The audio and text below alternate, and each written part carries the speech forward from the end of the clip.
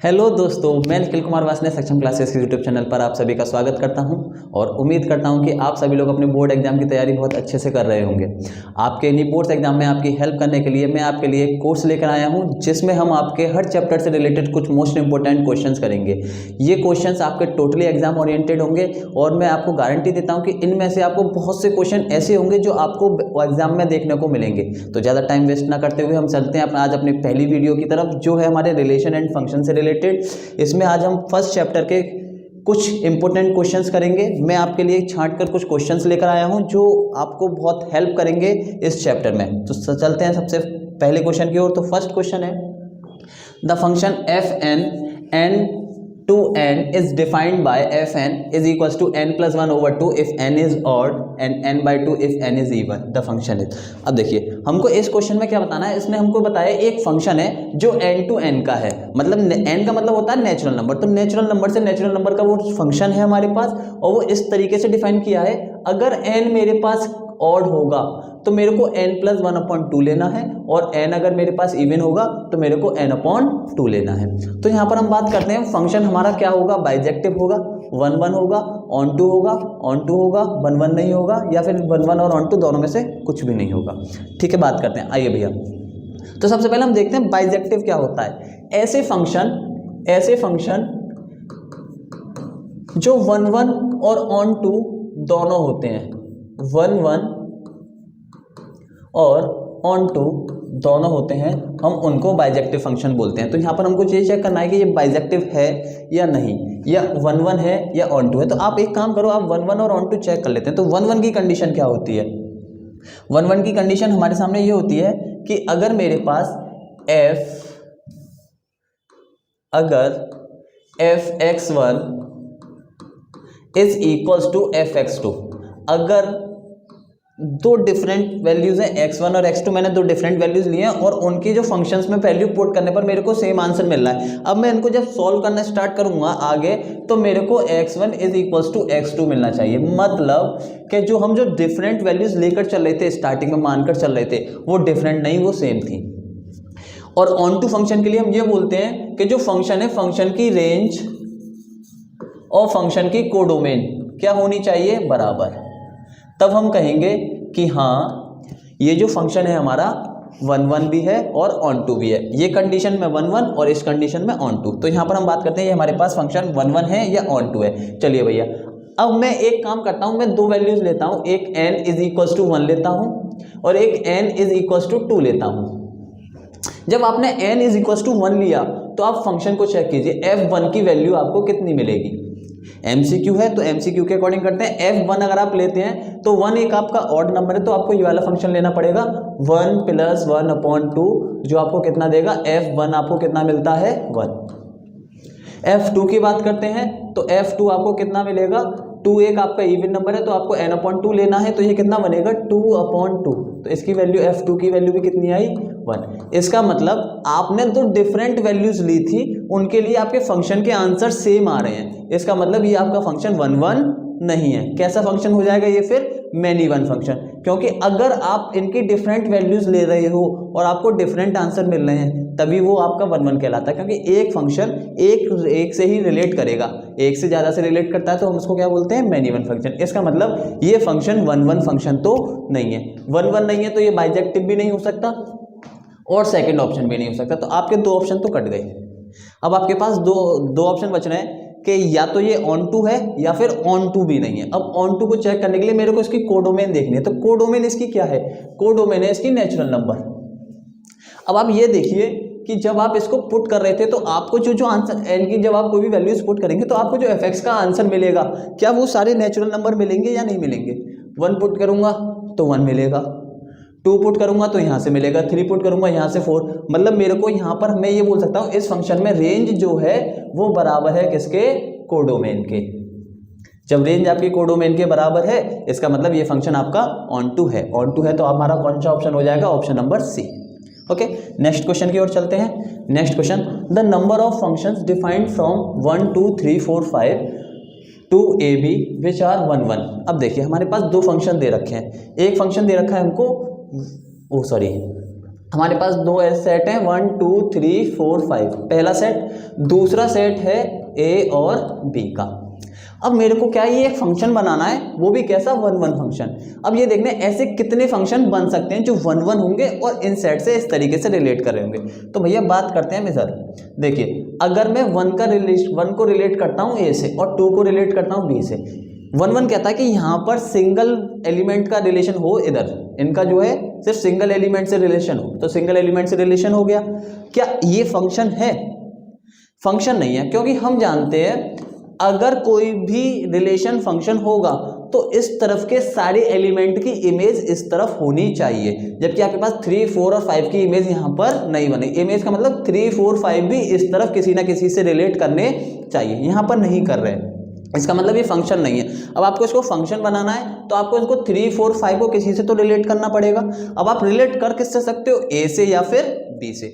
आप ए और बी से अगर रिलेट करोगे, सपोज करो आपने 3 को ए से रिलेट कर दिया, तो ये फंक्शन 1 1 फंक्शन नहीं रहा, क्योंकि इसके अब इधर दो इमेज बन रही है, इसके ये दो एलिमेंट से कनेक्टेड है, दो एलिमेंट से कनेक्टेड है। जब ये दो एलिमेंट से कनेक्टेड तो ये मेरा फंक्शन कैसा हो जाएगा? Many one. अब ये किसी से भी कनेक्ट हो, इसका मतलब यहाँ पर इस कंडीशन में ऐसा कोई भी फंक्शन एग्जिस्ट नहीं करता जो इस तरीके से रिलेट करे और क्या बन जाए? 1 1 बन जाए। तो यहाँ पर इसका आंसर कितना हो जाएगा हमारे पास? 0। चलते हैं क्वेश्चन नंबर 3 की। Question number 3, A R relation is defined on N. N का मतलब नेचुरल नंबर, आर का मतलब यहाँ पर कह रहा है ये रिलेशन है। Which of the following is reflexive. अब देखो रिफ्लेक्सिव का रिलेशन, रिफ्लेक्सिव का मतलब होता है कि ए का रिलेशन खुद से होना चाहिए। किसी एलिमेंट का रिलेशन अगर खुद से है तो मैं उसको रिफ्लेक्सिव कहूंगा। तो यहाँ पर इस ए का रिलेशन इस ए से होगा तभी मैं इसको क्या कहूंगा? रिफ्लेक्सिव। पहली वाली कंडीशन में देखते हैं, क्या ए ग्रेटर देन ए हो सकता है? क्या नहीं हो सकता, सीधे सीधे पहला ऑप्शन कटा। दूसरा option a minus A is equal to 10 हो सकता है क्या? ये भी नहीं हो सकता, ये भी कटा।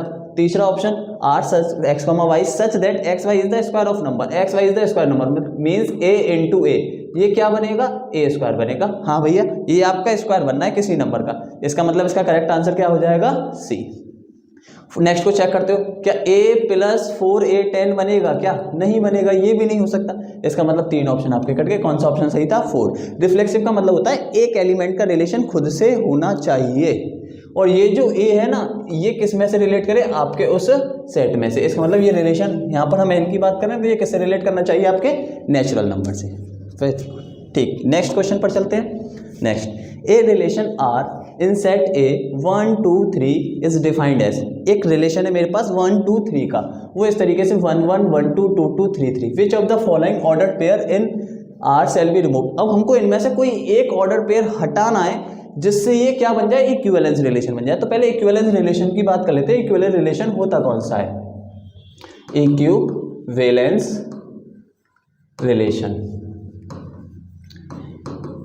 इक्विवेलेंस रिलेशन का मतलब होता है कि वो रिलेशन आपका रिफ्लेक्सिव हो,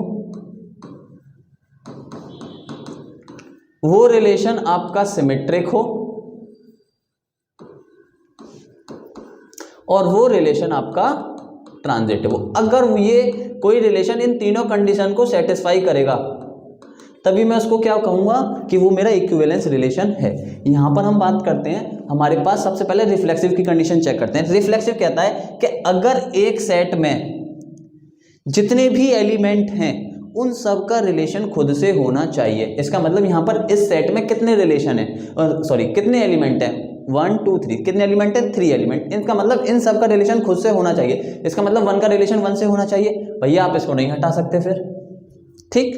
2 का रिलेशन 2 से होना चाहिए, इसका मतलब आप इसको भी नहीं हटा सकते। 3 का रिलेशन 3 से होना चाहिए, इसका मतलब आप इसको भी नहीं हटा सकते। अगर आप इनमें से किसी एक को हटाओगे तो वो रिफ्लेक्सिव नहीं रहेगा, और रिफ्लेक्सिव नहीं रहेगा तो वो इक्विवेलेंस रिलेशन होगा ही नहीं। रिफ्लेक्सिव कहता है कि हर एलिमेंट का रिलेशन खुद से होना चाहिए। एक सेट में जितने भी एलिमेंट है उन सब का रिलेशन खुद से होना चाहिए। तो 1 1 नहीं हटा सकता, 2 2 नहीं हटा सकता, 3 3 नहीं हटा सकता। तो कौन सा हटा सकता हूं मैं? 1 2। ठीक, ऑप्शन से हो गया। Very good. नेक्स्ट क्वेश्चन पर चलते हैं। देखिए इस क्वेश्चन की हम बात करेंगे, अभी हमको आगे ये क्वेश्चन देखने को मिलेगा, हम इसको आगे बात करेंगे। ये MCQ में भी आ सकता है और ये आपका 3 नंबर में भी आ सकता है। तो जब हम इसको 3 नंबर में बात करेंगे तभी वहां पर इसकी बात कर देंगे। नेक्स्ट पर चलते हैं 6 पर। The number of bijective function from set A to itself when A contain 106 element. अब देखिए हमारे पास एक सेट है ए, इस ए सेट के अंदर कितने एलिमेंट है? 106 एलिमेंट। ओके, इसका रिलेशन हमें इसी से ही बनाना है। जब हमको इसका रिलेशन इसी से ही बनाना है तो यहां पर भी कितने एलिमेंट होंगे? 106 एलिमेंट। ठीक, अब मैं इन 106 एलिमेंट को कुछ इस तरीके से लिख रहा हूँ, ये 106 में एलिमेंट 105 इस तरीके से करते हैं, यहाँ पर 1 में होगा, यहाँ पर 1 इस तरीके से करते करते करते करते यहाँ पर कौन सा 105 element.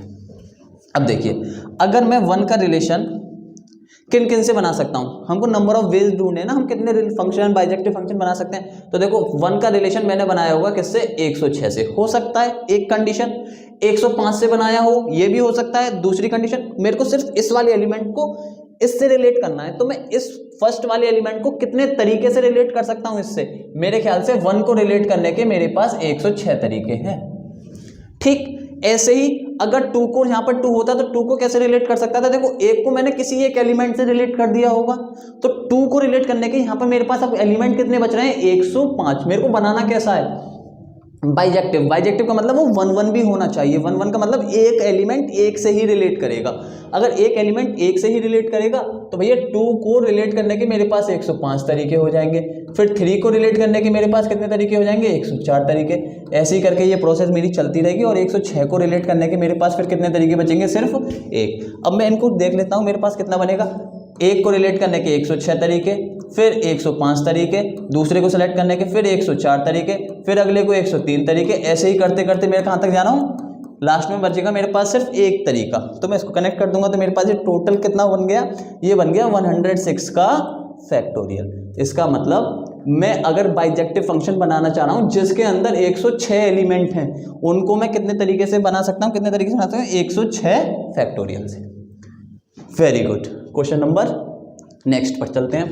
Question number 7, A 1 2 3 B 4 5 6 7 and let F 1 4 2 5 3 6 be a function from A to B based on the given information F is best defined as। अब हमको ये बताना है कि F क्या है। देखिए A आपके पास सेट A में 1 2 3 है, सेट B में आपके पास 4 5 6 7 है, 4 5 6 7। अब हमने जो फंक्शन बनाया है वो फंक्शन देखते हैं क्या बनाया।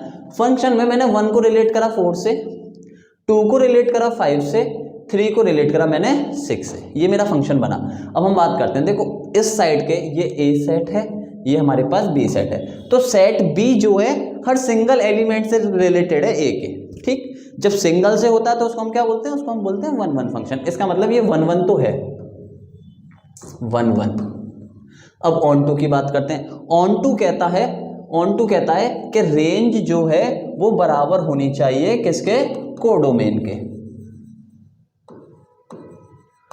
अब यहां पर देखो मैं इनकी भी बात कर लेता हूं आपसे, आपको शायद कंफ्यूजन हो डोमेन, रेंज और कोडोमेन क्या होती है। देखो डोमेन एक ही वो वैल्यूज जो रिलेशन बना रही हैं उनको हम डोमेन बोलते हैं। मतलब एक ही वो वैल्यूज जो रिलेशन या फिर जो फंक्शन बना रही हैं उनको हम क्या बोलते हैं? डोमेन। तो यहाँ पर कौन किस किसने फंक्शन बनाया? 1 ने, 2 ने, 3 ने। हमको इनको 3 एलिमेंट, तो इसकी डोमेन कितनी हो जाएगी हमारे पास? 1 2 3। ठीक, रेंज होता है कि जिसके साथ हमने रिलेशन बनाया B, ये जो यहाँ पर इधर वाला जो सेट है इसके वो एलिमेंट जो रिलेशन में यूज हुए हैं। तो इसके कौन कौन से एलिमेंट? तो रेंज इसकी कितनी हो जाएगी? 4 5 और 6। और कोडोमेन कहता है कि B एलिमेंट, ये यहाँ पर एलिमेंट, ये जो सेट है इसके सारे एलिमेंट को हम क्या बोलते हैं? कोडोमेन। तो इसका कोडोमेन हमारे पास कितना हो जाएगा? 4 5 6 और 7। इसका मतलब हमारी रेंज कोडोमेन के बराबर नहीं है। इसका मतलब ये फंक्शन 1 1 तो है लेकिन ऑन टू नहीं है। अब देखो अगर ये दोनों होता तो मैं इसको बोलता हूं बाइजेक्टिव। इसका मतलब ये बाइजेक्टिव नहीं है, 1 1 है, यहाँ पर ऑप्शन में तो है नहीं है 1 1। अब देखो 1 1 का हमारे पास दूसरा नाम और होता है इंजेक्टिव। क्या? इंजेक्टिव। 1 1 का एक हमारे पास दूसरा नाम होता है इंजेक्टिव, और ऑन टू का हमारे पास एक दूसरा नाम होता है सर्जेक्टिव। तो इसका मतलब ये सर्जेक्टिव नहीं है, बाइजेक्टिव नहीं है, तो ये क्या है? इंजेक्टिव। यहाँ पर H गलती से आ गया है, एच कैंसिल हो जाएगा। तो ये क्या है, surjective function. Okay, very good. Question number next, let the R in set A X belongs to Z. Z का मतलब होता है इंटीजर। ये कह रहा है हमारे पास एक सेट है जिसमें से x जो लिया गया है वो z से लिया गया है इंटीजर से, और वो इंटीजर्स कहां से कहां तक है, x जो लाई करेगा वो 0 से लेकर 12 तक लाई करेगा। Given by r a, b mod a minus b is a multiple of 4। ठीक है, अब देखो यहां पर जो भी नंबर आना चाहिए वो क्या होना चाहिए, मल्टीपल होना चाहिए 4 का। तो बात करते हैं मल्टीपल आपको कौन कौन से मिलते हैं 4 के। 0 मल्टीपल है ना, 0 मल्टीपल है। ठीक, इसके बाद हम देखते हैं 0 मल्टीपल हो गया हमारे पास। इसके बाद हमारे पास आ जाएगा क्या, 4, इसके बाद आ जाएगा 8, इसके बाद आ जाएगा 12, 16, इस तरीके से हमको बताना है। Then 1 the equivalence class containing. इस 1 का मतलब है, यहां पर ये जो पूछ रहा है इस सवाल का ये मतलब है कि जब आप इसका रिलेशन बनाओगे इस तरीके से, ए को उसमें से निकाल के जब आप इसका रिलेशन बनाओगे तो एलिमेंट 1 के साथ ऐसे कौन कौन से नंबर यहां पर क्या यूज हुए होंगे उनकी आपको क्लास बतानी है। इस तरीके से यूज करना है कि वो इन 4 के क्या बन जाए, मल्टीपल। तो सबसे पहले मैं चेक करता हूं, मेरे पास है a माइनस बी। मैं यहां पर इसको बनाने की कोशिश करता हूं। a इज इक्वल टू, तो हमारे पास 1 हो गया, a इज इक्वल टू 1। हमको b की वैल्यूज चेक करनी है ना, कौन कौन सी आएंगी। हमको दे क्या रखा है, हमको दे रखा है उन्होंने mod a minus B is equal to 0। अब आप देखो मॉड में 1 रखते हो तो 1 के साथ 0 बनाने के लिए आपको क्या चाहिए, 0 बनाने के लिए आपको यहां पर 1 चाहिए, 0 बनेगा। ठीक, इसका मतलब आपके पास b की एक वैल्यू निकल कर आ रही है 1। दूसरा 1 के साथ आपको क्या चाहिए, और तो 0 बनाएगा नहीं। अब क्या 4 बना सकते हैं ना, 4 बनाते हैं। तो 4 के लिए आपको क्या चाहिए होगा, यहाँ पर आपको चाहिए होगा यहाँ पर 5। इसका मतलब तो आपको 0 4 ये आपका मल्टीपल मिल जाएगा ना, डिविजिबल बाई 4। मैं इसको बोल सकता हूँ 4 इंटू के, ये भी 4 इंटू के हो जाएगा, ये भी 4 इंटू के हो जाएगा, मतलब 4 से डिविजिबल है। तो आपकी दूसरी वैल्यू निकल कर आई 5। थर्ड आगे चेक करते हैं 1 माइनस, अब 4 के अलावा क्या बना सकता हूं मैं, 8 बनाने की कोशिश करते हैं। 8 के लिए मेरे को यहाँ पर क्या चाहिए होगा, 9 इज इक्वल टू कितना आ जाएगा आपके पास 4 के, मतलब ये भी आपका 4 से डिविजिबल होगा। 4 से डिविजिबल होगा तो आपको एक और नंबर मिल गया 9। आगे बात करते हैं 12 कैसे बन जाएगा, 1 माइनस जब आप यहाँ पर कितना ले लेंगे 13, तो ये भी क्या है 4 से डिविजिबल है। लेकिन आपको जो x की वैल्यू है ना वो 0 से लेकर 12 तक ही रखनी है। जब आपको 0 से लेकर 12 तक ही रखनी है तो हम यहाँ पर क्या है, आगे नहीं बढ़ पाएंगे। जब आगे नहीं बढ़ पाएंगे तो ये वाली कंडीशन तो मैं ले ही नहीं सकता। तो आपके पास सिर्फ 3 ही सेट आ रहे हैं, बी की 3 ही सेट आ रहे हैं, 1, 5 और 9। इसका मतलब इस 1 के साथ जो इक्विवेलेंस क्लास आएगी उसमें क्या आएगा, 1, 5 और 9 की क्लास है, जो इसके साथ क्या करेंगे, रिलेशन बनाएंगे। आई बात समझ में? ठीक है, क्वेश्चन नंबर 9 पर चलते हैं। A relation R is defined on Z as A related B if and only if A square minus 7AB plus 6B square is equals to 0। ठीक, अब आपके पास ये एक नंबर है, ये एक फंक्शन दे रखा है, रिलेशन सॉरी, आपको इसको रिफ्लेक्सिव, सिमेट्रिक और ट्रांजिटिव चेक करना है। रिफ्लेक्सिव, सिमेट्रिक और ट्रांजिटिव। चलिए भैया, तो मैं इसको स्टार्टिंग करता हूँ रिफ्लेक्सिव से। ठीक, रिफ्लेक्सिव कहता है, अगर हमको रिफ्लेक्सिव चेक करना है तो रिफ्लेक्सिव कहता है कि ए का रिलेशन ए के साथ होना चाहिए, ए का रिलेशन ए के साथ होना चाहिए। तो हम इसमें बात करते हैं, अगर ए का रिलेशन ए के साथ होगा तो क्या होता है। अगर ए का रिलेशन ए के साथ होगा तो ये ए स्क्वायर बनेगा माइनस 7, ये आ जाएगा ए, बी की जगह पर आ जाएगा ए प्लस 6, बी की जगह पर आ जाएगा ए का स्क्वायर, ये बन जाएगा a square minus 7a square plus 6a square, 6a square, 6a square plus a square 7a square and minus 7a square is equal to 0। इसका मतलब ये इस कंडीशन को सेटिस्फाई कर रहा है। जब इस कंडीशन को सेटिस्फाई कर रहा है तो मैं ये बोल सकता हूँ कि ये फंक्शन, ये रिलेशन जो हमारा रिफ्लेक्सिव तो है। तो जिस ऑप्शन में रिफ्लेक्सिव ये कहा गया कि ये रिफ्लेक्सिव नहीं है उस ऑप्शन को हम काट देते हैं। यहाँ पर बोला गया था नॉट रिफ्लेक्सिव, ये ऑप्शन कटा, यहाँ पर बोला गया था नॉट रिफ्लेक्सिव, ये ऑप्शन कटा। तो 2 ऑप्शन आपके कट चुके हैं, एलिमिनेट हो गए 2 ऑप्शन। अब आपके पास 2 ऑप्शन बच रहे हैं, जिसमें ये कह रहा है रिफ्लेक्सिव है, उसके साथ साथ सिमेट्रिक है, और दूसरा कह रहा है सिमेट्रिक नहीं है। तो आपको सिर्फ सिमेट्रिक पर चेक करना है, ट्रांजिटिव को चेक करने की कोई ज़रूरत नहीं है। तो सिमेट्रिक की कंडीशन क्या कहती है वो चेक करते हैं। सिमेट्रिक कहता है अगर A का रिलेशन B के साथ है तो B का रिलेशन A के साथ होना चाहिए। तो हम एक काम करते हैं, यहाँ पर हम कोई एक नंबर ले लेते हैं। मैंने ले लिया 6 और 1। मैंने कहा 6 और 1 का रिलेशन A के साथ है, 6 और 1 का रिलेशन A के साथ है, इज रिलेटेड टू, आपके जो रिलेशन है उसके साथ कर रहे हैं। ठीक, अब आप बात करिए 6 का, A की जगह पे 6 पुट कीजिए तो कितना आ जाएगा, 6 का square minus 7 into 6 into 1 plus 6 1 का स्क्वायर इज इक्वल टू 0। तो ये कितना हो जाएगा, 36 minus 42 plus 6 is equal to 0। तो आपको देखो ये 0 के बराबर मिल गया, 0 के बराबर मिला। 36 प्लस 6 कितना हो गया, 42 एंड 42 माइनस 42 0। इसका मतलब ये आपके रिलेशन से रिलेट करता है। क्या इसका उल्टा पॉसिबल है? उल्टा मतलब अब मैं 1,6 चेक करता हूँ, कितना 1,6। अब आप क्या चेक करोगे, B, A। B, A का मतलब 1,6।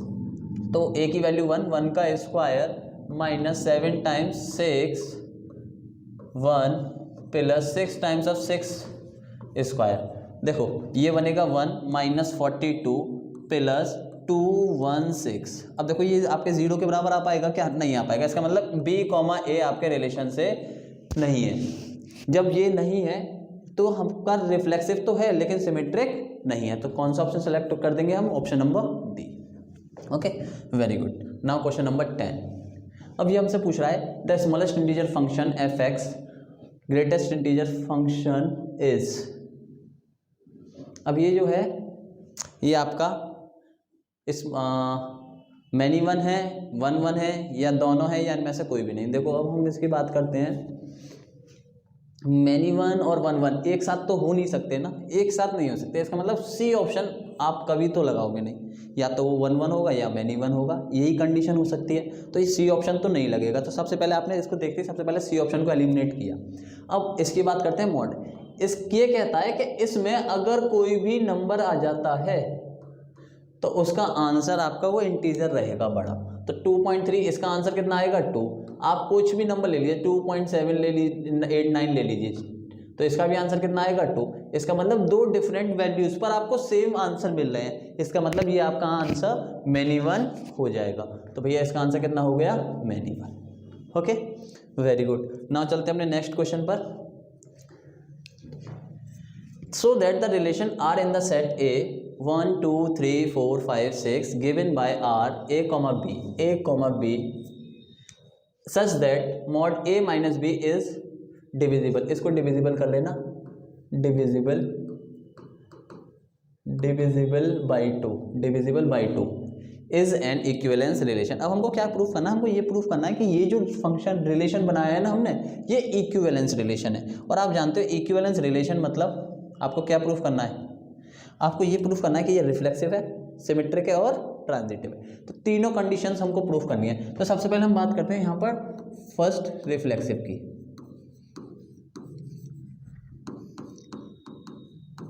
ठीक, रिफ्लेक्सिव क्या कहता है, रिफ्लेक्सिव कहता है कि हर एलिमेंट का ए का रिलेशन उसका खुद के साथ होना चाहिए।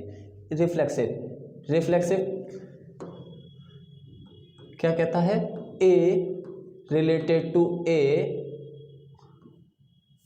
ए कॉमा ए, ये किससे होना चाहिए, आपका रिलेशन में होना चाहिए, जहां पर where A belongs to set. आपको कौन सा सेट दे रखा है, ए।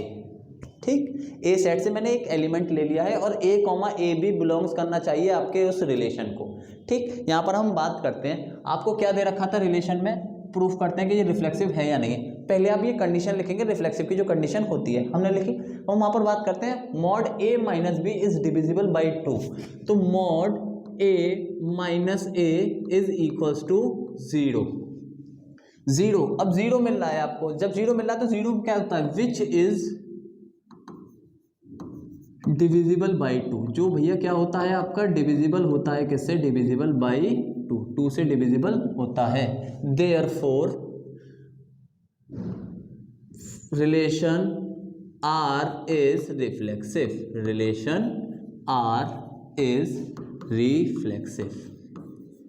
इसका मतलब ये रिफ्लेक्सिव रिलेशन तो है। अब सेकंड हमको क्या प्रूफ करना है, सेकंड हमको प्रूफ करना है सिमेट्रिक, सिमेट्रिक प्रूफ करते हैं। चलिए भैया सिमेट्रिक क्या होता है, सिमेट्रिक की बात करते हैं। सिमेट्रिक कहता है if A comma B belongs to R, अगर कोई एक ऐसा सेट है ए कॉमा बी जो आर को बिलोंग कर रहा है, आपके रिलेशन में है, then b comma a also belongs to R where a और b belongs to set A. इसका मतलब वो ये कहता है अगर ए कॉमा बी कोई ऐसा सेट, ऐसा एलिमेंट है जो आपके सेट आर से आपके रिलेशन में है, तो उसका उल्टा मतलब बी कॉमा ए भी आपके रिलेशन में होना चाहिए। ठीक, चलो इसको प्रूफ कैसे करेंगे, ये कंडीशन होती है, हमने वो लिखी, इसको प्रूफ कैसे करेंगे, प्रूफ की बात करते हैं। आइए भैया, अब हमारे सामने क्या आएगा, A minus B, first condition हम ले रहे हैं, if A comma B belongs to R, A mod A minus B is divisible होगा, कैसे डिविजिबल होगा, 2 से, 2 से कुछ टाइम्स कटेगा ना, तो मैं इसको मान लेता हूं is equals to 2 times of k. Okay, very good. अब मैं क्या करता हूँ, इसको यहाँ से माइनस कॉमन ले लूँ तो ये कितना बन जाएगा, b माइनस का a बन जाएगा ना, 2 टाइम्स ऑफ k। इसका मतलब मॉड के अंदर सारी चीज़ पहुँचे तो मैं इसको b माइनस a भी लिख सकता हूँ, ये भी क्या होगा 2 टाइम्स ऑफ k के इक्वल। इसका मतलब ये भी आपका क्या है, 2 से डिविजिबल है, ये क्या है आपका 2 से डिविजिबल है। जब ये आपका 2 से डिविजिबल है तो आप क्या कहोगे कि b therefore b comma a belongs to r, hence relation R is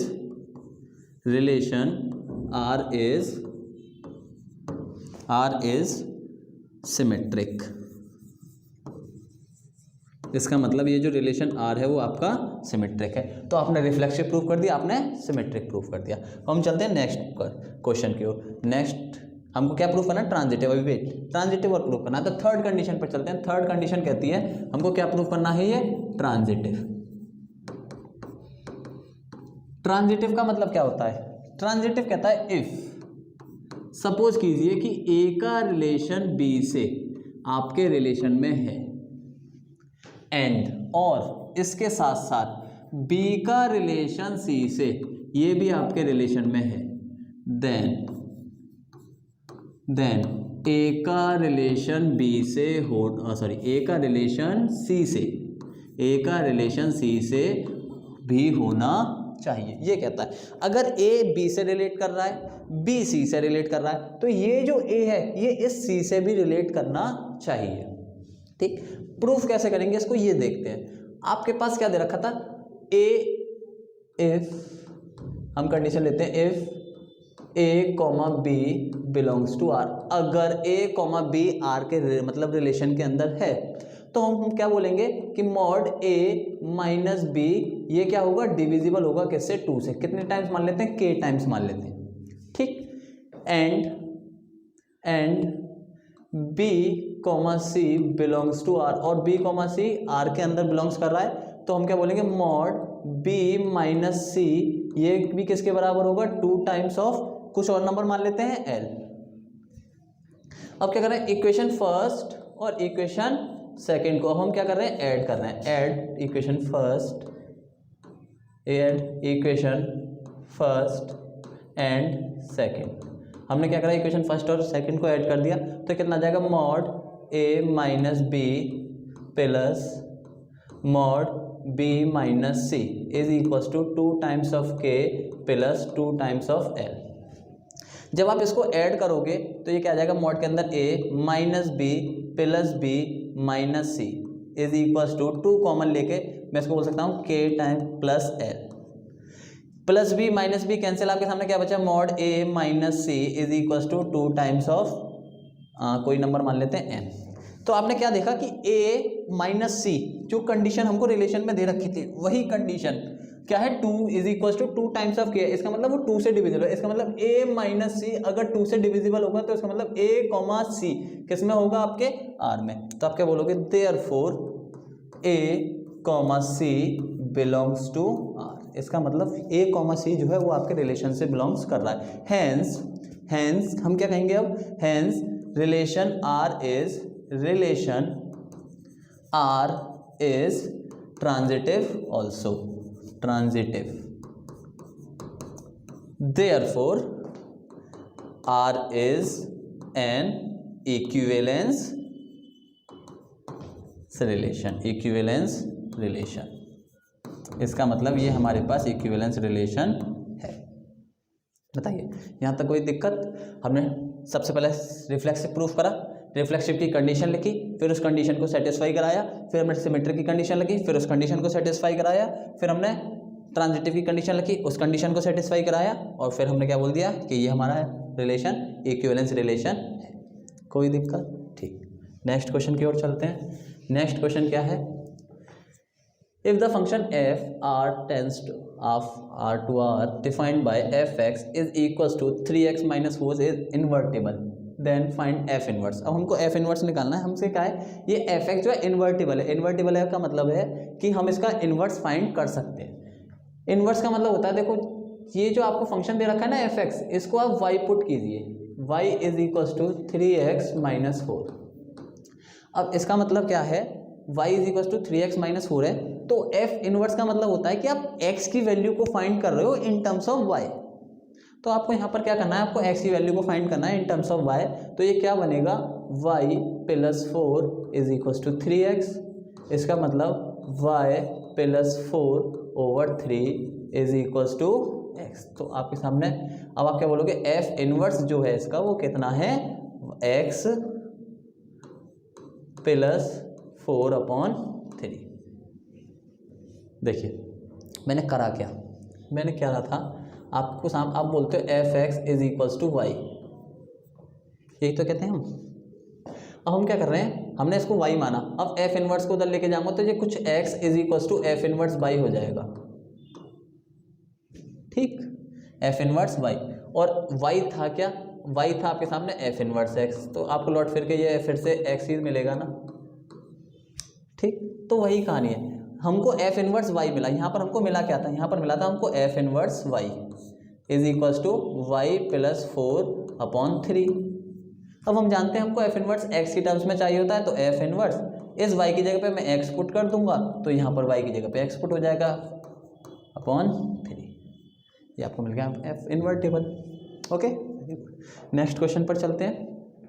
ये भी सेम क्वेश्चन है, आप इसको ट्राई कर लीजिएगा। y इज इक्वल्स टू कितना आएगा, 3x प्लस 5/2। 2 इधर जाएगा तो कितना हो जाएगा, 2y is equals to 3x plus 5। ये प्लस का 5 इधर जाएगा, किसका हो जाएगा, माइनस का। 2y minus 5 is equals to 3x, फिर कितना आ जाएगा, 2y minus 5/3 is equals to x। इसका मतलब मैं ये बोल सकता हूँ F inverse y is equals to 2y minus 5/3। x की टर्म्स में निकालूंगा तो F inverse x is equals to 2x minus 5/3। देखिए कितना इजी है।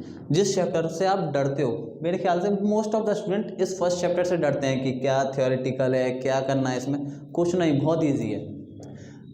आप स्टेप को फॉलो कीजिए, बस प्रोसीजर ध्यान रखिए, हमको क्या क्या चीज़ें करनी है, बहुत इजी है। ये नंबर आपको बहुत अच्छे नंबर देके जाएगा ये चैप्टर। आप इसके क्वेश्चंस को छोड़िए मत, अटेम्प्ट कीजिए, कोशिश कीजिए अटेम्प्ट करने की, मेरे साथ प्रैक्टिस कीजिए, बिल्कुल आपका नंबर आएंगे, बहुत अच्छे नंबर आएंगे।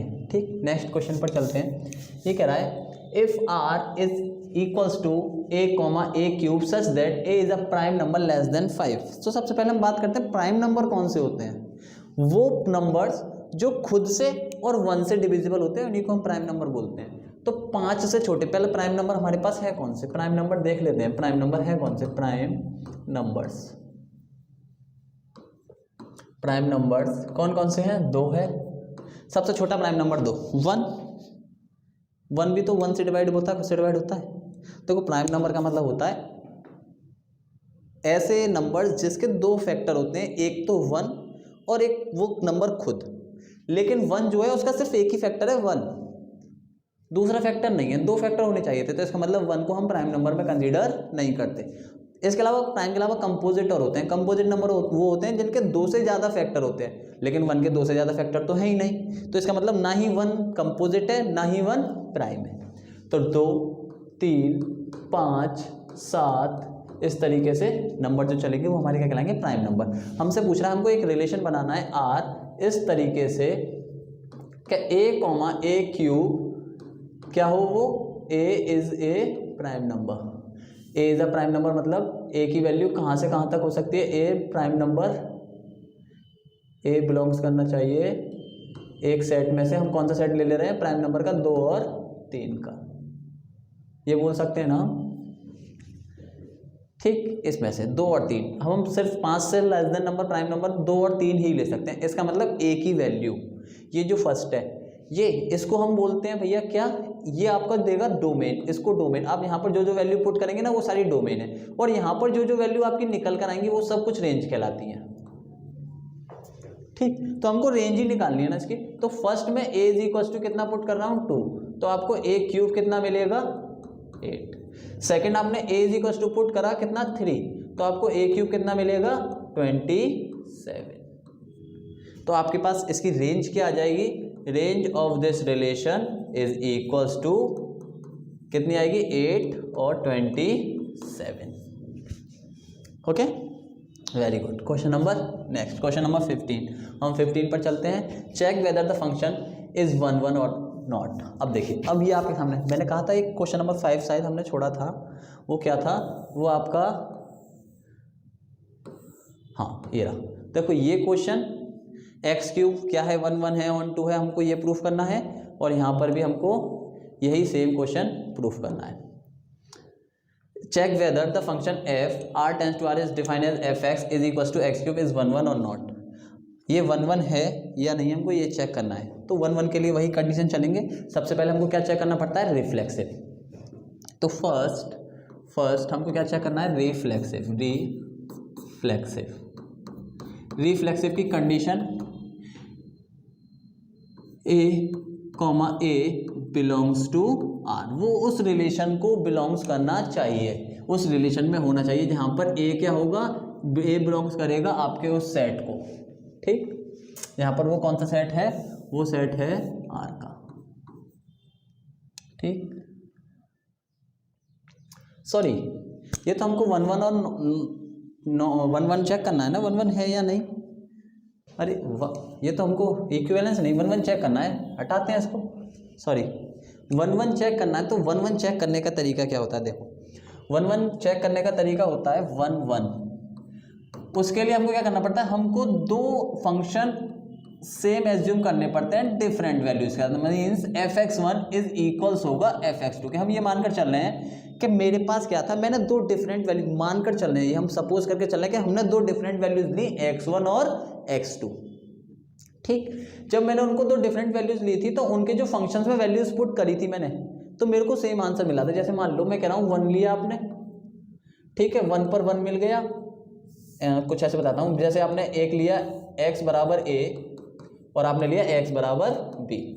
जब आपने इस x बराबर a को पुट करा फंक्शन में तो आपको मिला c, ऐसे ही जब आपने b को पुट करा तो भी आपको क्या मिला c। इसका मतलब ये a और b 2 डिफरेंट नंबर थे लेकिन ये आपको सेम मिल रहे हैं, तो मैं इन दोनों को क्या रखूंगा, बराबर रखूंगा।